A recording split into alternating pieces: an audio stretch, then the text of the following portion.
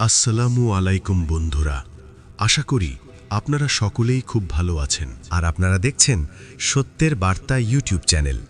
প্রিয় দর্শক, আজকের এই ভিডিওতে আমরা আলোচনা করব আজানের সময় আকাশের দিকে মুখ করে কুকুরগুলো ঘেউ ঘেউ করে ডেকে ওঠে কেন। অনেকের মনে প্রশ্ন জাগতে পারে, কুকুরগুলো আজান শোনা মাত্রই এত উচ্চস্বরে ডাকে কেন। এছাড়াও অনেকের মনে প্রশ্ন জাগতে পারে, রাতে কুকুরগুলো ডাকে কেন। আমরা অনেক সময় দেখি যে মধ্যরাতে বা রাতের যে কোনো সময় হঠাৎ দেখা যায় যে কুকুরগুলো আকাশের দিকে এমনভাবে তাকিয়ে আছে যেন সে কোনো কিছু দেখেছে। রাতের বেলায় কুকুর কাঁদে এ বিষয়ে হাদিসে এসেছে। জাবির ইবেন আবদুল্লাহ রাদিয়াল্লাহু তাআলা আনহু তিনি বলেন, রাসূলুল্লাহ সাল্লাল্লাহু আলাইহি ওয়াসাল্লাম বলেছেন, রাত্রিবেলা তোমরা যখন কুকুরের ঘেউ ঘেউ শব্দ এবং কান্নার শব্দ অথবা গাধার ডাক শুনতে পাও, তখন আল্লাহর কাছে আশ্রয় প্রার্থনা করো, কারণ এরা এমন কিছু দেখতে পায় যা তোমরা দেখতে পাও না। রাতের বেলা তোমরা আল্লাহের নাম স্মরণ করে ঘরের দরজাসমূহ বন্ধ করো, কারণ আল্লাহের নাম স্মরণ করে বন্ধকৃত দরজা শয়তান খুলতে পারে না। তোমরা কলসিগুলোর মুখ ঢেকে দাও, মশকের অর্থাৎ চামড়ার তৈরি পানির পাত্রের মুখ বেঁধে দাও এবং পাত্রগুলো উপুর করে রেখে দাও। সুপ্রিয় দর্শক, তাহলে হাদিস দ্বারা আমরা বুঝতে পারলাম রাসূলুল্লাহ সাল্লাল্লাহু আলাইহি ওয়াসাল্লাম বলেছেন, কুকুর যা দেখতে পায় মানুষ তা দেখতে পায় না, কুকুর শয়তানকে দেখতে পায়। এই জন্যই পরোক্ষভাবে বলছেন, অবশ্যই রাতের বেলা তোমাদের দরজাসমূহ বন্ধ করে দাও বিসমিল্লাহ বলে। এর অর্থ হচ্ছে, কুকুর তখনই ডাকে যখন সে শয়তানকে দেখতে পায়। বা এমনও হতে পারে যে কোনো ব্যক্তির কবরের আযাব হতে থাকলেও কুকুর দেখতে না পেলেও শুনতে পায়।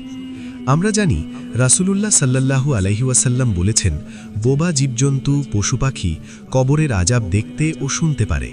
তাই বন্ধুরা, আমরা রাতে যখন কুকুরের ডাক শুনব তখন আমরা পড়ব, আউযু বিল্লাহি মিনাশ শাইতানির রাজিম।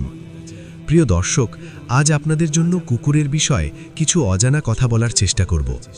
বন্ধুরা, আমাদের দেশে যত জানোয়ার আছে তার মধ্যে নিকৃষ্ট মানের জানোয়ার হচ্ছে কুকুর।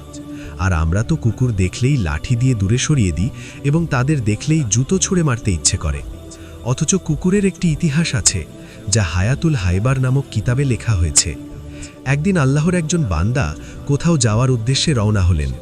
যেতে যেতে কিছু দূর যাওয়ার পর সে ব্যক্তি পথের ধারে একটি পুরনো বিল্ডিং দেখতে পেলেন, যা সে কখনোই দেখেননি। অনেক পুরনো একটি বিল্ডিং, যা প্রায় 2 থেকে 400 বছর আগের। আমাদের দেশের প্রতিটি মানুষই সব কিছুতেই নতুন পছন্দ করে। যেমন আমরা সবাই জুতা বা কাপড় দোকানে কিনতে গেলে আমরা আগে জিজ্ঞেস করি যে নতুন কি কিছু এসেছে। কিন্তু স্মৃতির অ্যালবামে কেউ নতুন কিছু রাখে না, মানুষ পুরনোটাই রাখে। তো সেই ব্যক্তিটি পুরনো বিল্ডিংটাকে ঘুরে ঘুরে দেখতে লাগলো। হঠাৎ তার চোখে পড়ল একটি শিলালিপির দিকে, যেখানে খোদাই করে লেখা আছে, এই বিল্ডিং তৈরির ইতিহাস জানতে হলে অন্য গ্রামে যেতে হবে। এটি দেখে সেই ব্যক্তির মনে কৌতূহল আরও বৃদ্ধি পেল। সে উক্ত গ্রামের খোঁজে যেতে যেতে 23 কিলোমিটার চলে গেল। তারপর একটি গ্রামের কাছে গিয়ে একজন ব্যক্তিকে গ্রামের নাম জিজ্ঞেস করল এবং শিলালিপিতে লেখা গ্রামের সাথে মিলে গেল। তারপর আল্লাহর বান্দা লোকটি সেই পুরনো বিল্ডিংয়ের ইতিহাস জানতে চাইল। লোকটি বললেন, জন্মের পর থেকেই সবাই এভাবে বিল্ডিংটি দেখছে। এর ইতিহাস সম্পর্কে কারোরই সুস্পষ্ট কিছু জানা নেই। এমনকি আরও কিছু সংখ্যক মানুষকে জিজ্ঞাসা করা হলো এবং তারাও একই কথা বললেন। তারপর সেই ব্যক্তি মন খারাপ করে চলে আসছিল এবং ভাবছিল, খোদাই করে কি তাহলে মিথ্যে কথা লেখা আছে। ভাবতে ভাবতে যখন গ্রামের শেষ প্রান্তে চলে আসলো, তখন তিনি একজন বৃদ্ধাকে দেখতে পেলেন এবং জিজ্ঞেস করলেন, এই গ্রামের নামটি কি এইটা? তখন উত্তরে বৃদ্ধা বললেন, হ্যাঁ, কিন্তু তুমি কোথাকার বা কোথায় থাকো? উত্তরে আল্লাহর বান্দা বললেন, আমার বাড়ি অনেক দূরে। আমি অমুক রাস্তার মাথায় একটি বিল্ডিং দেখতে পেলাম, যেখানে লেখা ছিল বিল্ডিংয়ের ইতিহাস জানতে হলে এই গ্রামে আসতে হবে। কিন্তু প্রায় 40 জনকে জিজ্ঞাসা করলাম, কিন্তু কেউ জানে না। বৃদ্ধা লোকটি মুচকি হেসে বললেন, তুমি কাদের জিজ্ঞাসা করেছ? উত্তরে সেই ব্যক্তি বললেন, যুবকদের। বৃদ্ধা বললেন, তারা কিভাবে বলবে? আমার বয়স 200 বছর পার হয়ে গেছে। আমি তো নিজেই বিল্ডিংয়ের তৈরি দেখিনি, শুনেছি আমার দাদার কাছে। বৃদ্ধার কথা শুনে ব্যক্তির মনে স্বস্তি ফিরে আসলো। সে ইতিহাস জানতে চাইলে বৃদ্ধা তাকে কাছে টেনে নিয়ে বলতে লাগলেন, এই রাস্তা দিয়ে আসার সময় যত গ্রাম মহল্লা জমিজমা তুমি দেখেছ, সব জমিজমার মালিক ছিল এক জমিদার। সেই জমিদারের অনেক চাকর বাকর ছিল, খাদেমের কোনো অভাব ছিল না। তবে জমিদারের স্মরণীয় বস্তুর ভিতর ছিল একটি পালিত কুকুর। কুকুরটি জমিদারকে সাংঘাতিক ভালোবাসত। এক মুহূর্তের জন্য কুকুরটি জমিদারকে ছেড়ে যেত না। জমিদার যখন গোসল করত তখন কুকুরটি জমিদারের কাপড় পাহারা দিত। জমিদার যখন বাথরুমে যেত কুকুরটি বাথরুমের দরজার সামনে দাঁড়িয়ে থাকত, এবং জমিদার যখন ঘুমাতে যেত তখন কুকুরটি তার ঘরের আশপাশ পাহারা দিত। একদিন জমিদারের একটি ভিআইপি মহলে যাওয়ার কথা। জমিদার চিন্তা করতে লাগলেন, কুকুরটি আমাকে ছাড়া এক মুহূর্তেও থাকতে পারে না। আমি ভিআইপি মহলে যাব, কুকুরটি আমার সাথে গেলে আমার মান সম্মান থাকবে না। এজন্য সে বুদ্ধি করে একটি ঘরের ভিতরে ঢুকল। কুকুরটিও তার সাথে সাথে ঘরে ঢুকে গেল। তখন জমিদার চাকরদের বলে সেই ঘরের দরজা বন্ধ করে দিল, এবং তারপর কুকুরের গলায় শিকল লাগিয়ে দেওয়া হলো এবং শক্ত পিলারের সঙ্গে বেঁধে রাখা হলো। তারপর জমিদার বাবুর্চিকে বলল, আমি এক ভিআইপি মিটিংয়ে যাচ্ছি এবং আমি বাইরে খাবার পছন্দ করি না, তাই আমার জন্য কিছু আইটেম খাবার রান্না করো। তারপর মালিক যখন চলে যেতে লাগলো তখন কুকুরটি তার মালিকের সাথে যেতে না পেরে লাফালাফি করতে লাগলো। মালিক যখন বহুদূর চলে গেল, কুকুরটি তখন নিজেকে কন্ট্রোল করতে না পেরে বিকট আওয়াজে মালিককে ডাকতে লাগল। কুকুরের ডাক শুনে প্রতিবেশীরা জমা হয়ে গেল এবং কিছু সময় ধরে কুকুরের কীর্তিকলাপগুলো দেখল, এবং কিছুক্ষণ পর যে যার কাজে চলে গেল। কিন্তু জমিদারের একজন বোবা কাজের মেয়ে কুকুরের কার্যকলাপ প্রত্যক্ষ করছিল। এ সময় বাবুর্চি খাবার তৈরি করে ওই ঘরের আলমারির ওপর রেখে গেল। ঘরের মধ্যে কেউ নেই, শুধু কুকুর আর বোবা মেয়েটি ছাড়া। এর কিছুক্ষণ পর হঠাৎ দেখতে পেল যে একটি কালো বিষধর সাপ কোথা থেকে উড়ে এসে বাবুর্চি রেখে যাওয়া উক্ত খাবারের মধ্যে মুখ দিয়ে কিছুক্ষণ থাকার পর আবার উড়ে চলে গেল। উক্ত ঘটনা কুকুর আর বোবা মেয়েটি ছাড়া আর কেউ দেখল না। মেয়েটি চিন্তা করল, এখন যদি আমি এখান থেকে চলে যাই এবং মালিক এসে পাত্রে রাখা খাবার খেয়ে ফেলে তাহলে অবশ্যই মালিক মারা যাবেন। তাই কাজের মেয়েটি সেখানেই বসে রইল। কিছুক্ষণ পর মালিক আসলে বোবা মেয়েটি কথা বলতে পারে না। ঠিক তারপর অঙ্গভঙ্গিমায় বোঝাতে চাইল, মালিক ওই পাত্রে রাখা খাবার হাত দেবেন না, জীবন বিপন্ন হবে। এরকমটাই হয়তো বোঝাতে চাইছিল সেই বোবা মেয়েটি। কিন্তু যেহেতু কাজের মেয়ে, তার উপরে আবার বোবা, তাই জমিদার তার কথাবার্তায় কর্ণপাত না করে নিজ গতিতে খাবারের কাছে গিয়ে খাবারে হাত দিল। যেই জমিদার পাত্রে হাত লাগালো, অমনি শিকলে বন্দি কুকুরটি পাগলের মতো লাফালাফি করতে লাগল। অতিরিক্ত পাগলামি করতে দেখে মালিক কুকুরটিকে ধমক দিল। অন্য সময় মালিক একবার ধমক দিলে কুকুর নিয়ন্ত্রণে চলে আসত, কিন্তু আজ যতই ধমক দেয় কুকুর নিয়ন্ত্রণে আসে না। মালিক কুকুরের ভাষা বুঝল না। এক পর্যায়ে যখন মালিক পাত্রটি নিয়ে মাটিতে রাখলেন তখন কুকুরটি মাথা ছিঁড়ে যাওয়ার মতো অবস্থা করে ফেলল। কোনো রকমে পা দিয়ে ঠেলে মালিকের সামনে রাখা কিছু খাবার সে মাটিতে ফেলে দিল। যেই মাত্র খাবার মাটিতে ফেলে দিল, মালিকের দেখে রাগ হয়ে গেল। এক পর্যায়ে ক্রোধে মালিক কুকুরটিকে কয়েকটি লাথি মারতে লাগল এবং কুকুর রক্তাক্ত হয়ে গেল। কিন্তু তারপরও সে বাধা দিতে পিছু পা হয়নি। কুকুরকে ধমকানো, শাসনের পরও কুকুর থাকায় এক পর্যায়ে মালিক দাঁড়িয়ে ক্রোধে চিন্তা করলেন, যে খাবারের মধ্যে কুকুরের পায়ের ছোঁয়া লেগেছে সেই খাবার তো খাওয়া যাবে না। কুকুর শুধু চিন্তা করছে, যদি মালিক খাবারে মুখ দেয় তাহলে তো সে মালিককে আর বাঁচাতে পারবে না। কুকুর শুধু লাফালাফি করছে।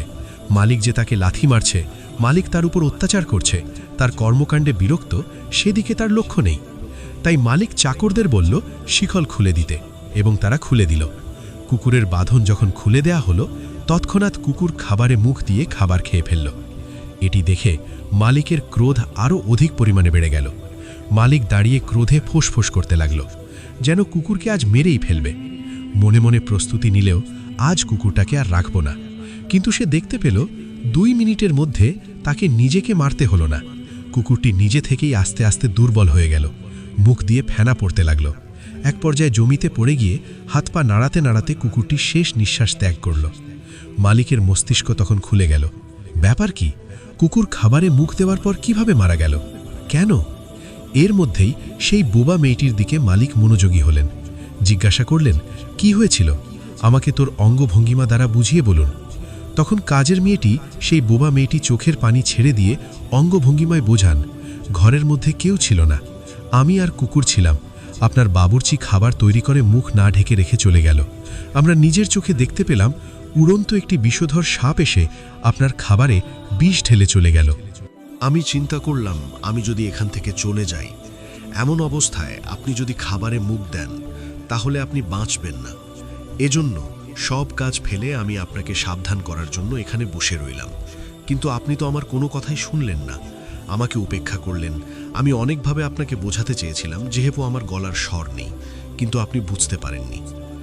এক পর্যায়ে যখন আপনি সেই বিষযুক্ত খাবারে হাত দিলেন, তখন আপনার সেই কুকুরটি নিজেকে নিয়ন্ত্রণ করতে পারছিল না। কুকুরটি বিভিন্নভাবে বোঝাতে চেয়েছে মালিক ওখানে হাত দিবেন না, ওখানে হাত দেবেন না। তারপর যখন আপনি খাওয়ার জন্য অগ্রসর হলেন, তখন কুকুরটির নিজের মাথা ছেড়ে যায়। এমন অবস্থায় নিজের সাথে যুদ্ধ করে পায়ে ঠেলে কিছুটা খাবার ফেলে দিল। তারপর ওই কুকুরটি চিন্তা করল এখনও পাত্রের মধ্যে খাবার আছে, মালিক খাবার যদি খেয়ে ফেলে তাহলে মালিককে বাঁচানো যাবে না। কুকুরটি আপনাকে অনেক বোঝাতে চেয়েছিল, কিন্তু আপনি বুঝবেন না, তাই কুকুরটি নিজের জীবন দিয়ে বুঝিয়ে দিল, কিন্তু আপনার কোনো ক্ষতি সে হতে দিল না।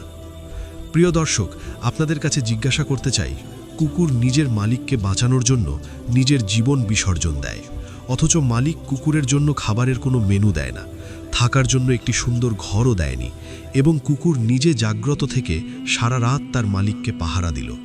এবং যে মালিক কুকুরকে 2 দিন 3 দিন পরপর খাবার দিল, সে কুকুর যদি এমন মালিকের জন্য জীবন দেয়, তাহলে মুসলমান ভাইরা, আমাদের মালিক তো আমাদের জন্য খাবারের মেনু দিয়েছেন, আমাদের মালিক তো থাকার জন্য বাসস্থান করেছেন। শুধু তাই নয়, কুকুর যদি নিজে রাত জেগে মালিকের পাহারাদারি করেছে, আর আমাদের মালিক তো রাত জেগে আমাদের জন্য পাহারাদারি করেন। ও আমার বান্দা বান্দি, তোমরা তো রাতের বেলায় ঘুমিয়ে যাও, আমি একটা মুহূর্তের জন্য ঘুমাই না। আমি যদি ঘুমিয়ে যাই, এই মুহূর্তে আমার কোনো বান্দা বান্দি যদি মুসিবতের মধ্যে পড়ে এবং সে যদি আমাকে ডাক দেয়, তখন কে তাকে উদ্ধার করবে? আমি আল্লাহ রাব্বুল আলামিন, সর্বময় ক্ষমতার অধিকারী, প্রতিনিয়ত তোমাদের সাহায্য করি।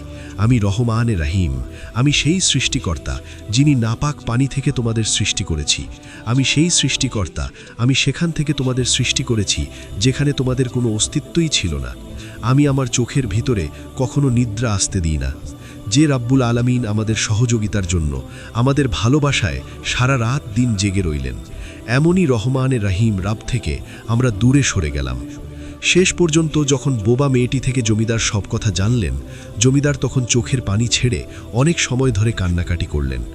জমিদার এরপর ঘোষণা দিল, যে কুকুর তার জীবন বিসর্জন দিয়ে আমার জীবন রক্ষার চেষ্টা করল, এই কুকুরের লাশ যেখানে সেখানে ফেলে দেওয়া যাবে না। যত কোটি টাকা লাগে তার স্মৃতিচারণের জন্য রাস্তার ধারে একটি বিল্ডিং বানিয়ে দাও। এই বিল্ডিংয়ের ভিতরে কুকুরকে দাফন করা হবে, যাতে করে শত শত বছর পর্যন্ত প্রভু ভক্ত কুকুরের স্মৃতি দুনিয়ায় টিকে থাকে। দর্শক, কুকুরের মালিক তো কুকুরের জন্য বিল্ডিং বানিয়েছেন, আমাদের মালিককে বাঁচানোর জন্য আমাদের জীবন দিতে হবে না। মালিকের দিন দুনিয়াতে টিকিয়ে রাখার জন্য প্রয়োজন হলে জীবন দিতে হবে, কিন্তু আমরা তো উদাসীন হয়ে গিয়েছি। আল্লাহ রাব্বুল আলামিন আজকের এই পুরো ঘটনাটি শুনে প্রত্যেকটি ভাই এবং বোনকে উপলব্ধি করে এ থেকে শিক্ষা গ্রহণ করে জীবনের শেষ মুহূর্তটি পর্যন্ত আমাদের গ্রামের উপর কৃতজ্ঞতার আপাত মস্তক নত করে রাখার তৌফিক দান করুন। ইয়া রাব্বুল আলামিন, প্রতিনিয়ত যেন আমার ঘাড় আপনার নিকট নত থাকে এবং আমি প্রতিনিয়ত যেন আমি আপনার শুকুরগুজার বান্দাদের অন্তর্ভুক্ত হতে পারি। হে আল্লাহ, আপনি আপনার কৃতজ্ঞতার মাঝে আমাকে কবুল করে নিন, আমাদের সবাইকে কবুল করে নিন। আমিন।